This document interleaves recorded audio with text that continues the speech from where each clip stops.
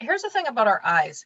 Babies take 2 years for their eyesight to fully develop. So it takes that first 2 years. So you've noticed when you meet a young baby, like a newborn, they might not see you very well. They can hear you and track your voice, but their eyes have not developed enough to fully be in good eyesight. So maybe we look a bit blurry to them. I don't know. I can't remember back then. When you're a newborn, you don't have memories usually from that time, but it does take about 2 years to fully develop.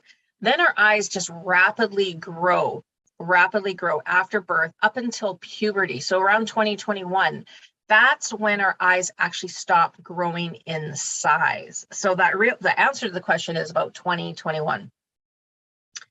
But then after that, after it's reached the size it's going to be, the eyes continue to increase in weight. And every year that we age, our eyes undergo age-related changes. So that happens throughout our life, probably until we die. Our eyes are constantly changing. So interesting to note that. I found that really interesting. So I want to ask another question. What do you think? Can you guess what the most common age-related vision change, what that is? What do you think of the most common? And Suk, you wanted to say? I don't know, maybe 60s. Okay, yeah, in terms of the age. Now, what do you think it is that changes? What's the thing that happens with our eyes? Like that, what's the most common change? Like what is it? What do you think it is? You need reading glasses. Reading glasses. Okay, good answer. Good answer. And the dry eyes. Dry eyes. Yes, yes. You guys are here. You guys are on fire here in class. Yes, because those are like both of those are pretty darn common. So the answer to it is presbyopia, which is Nancy mentioned reading glasses. So after about age 40, even at age 40, you'll likely notice that it's more difficult to focus on things close up, right? We have a harder time seeing things closer up. So what do? We keep like pushing it further and further and further away from us until, they say, the big joke is your arm's not long enough because you can't get it far enough away that you can actually read the little tiny writing on it. So we're kind of like this often, when you see somebody doing that, you really show your age, I think, when you're holding things away from your face. If you say forgotten your eyeglasses, your reading glasses.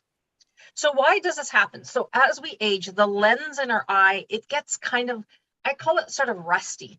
The lens gets a bit rusty and it's not really good at doing the changing of the shape very well. It's just like kind of like it's a little harder.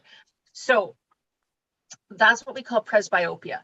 So what we do to compensate it, as I said, compensate this like sort of blurry vision when it's too close, we just like push it further away from us. And we're able to do that to a certain extent until it gets to be ridiculous, right? And you just can't see close up, and then you need reading glasses. Now I have 2 pairs of reading glasses in my house.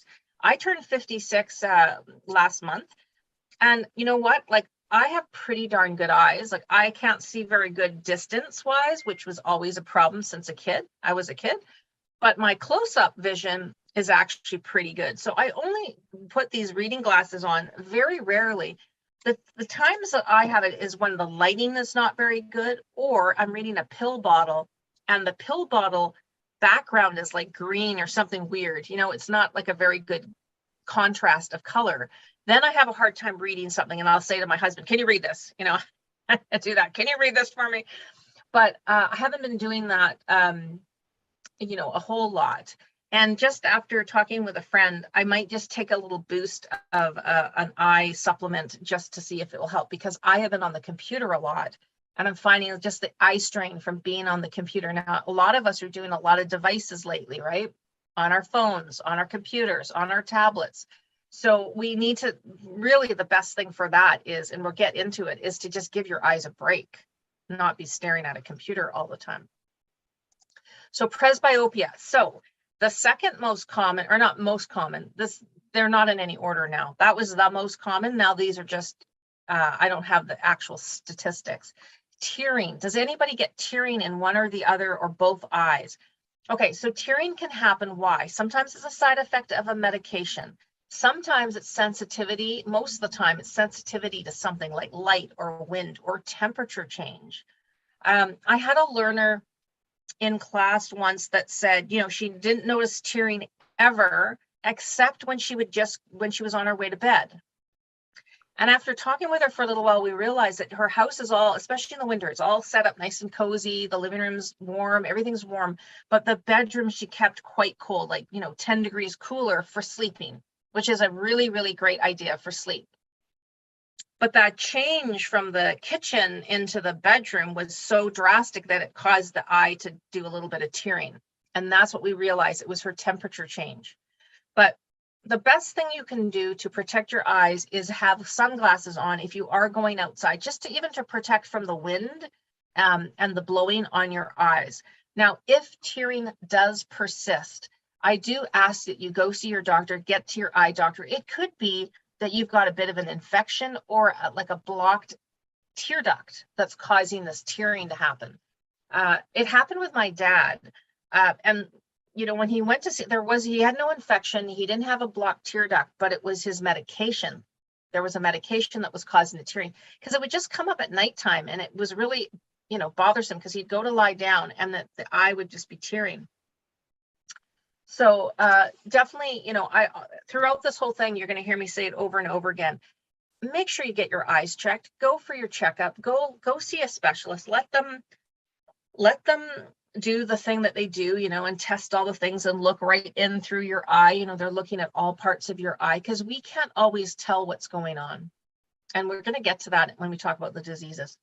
So Insuk mentioned this, dry eyes. Wow, this one is super, super common, dry eyes. Especially us women, when we get through menopause, we tend to have drier eyes, just drier in terms of the fluid in our bodies. So it can be uncomfortable, right? It's like itchy. I sit there, sometimes I scratch my eyelid, with my fingernail, like, because my eye is itchy and it's bugging me.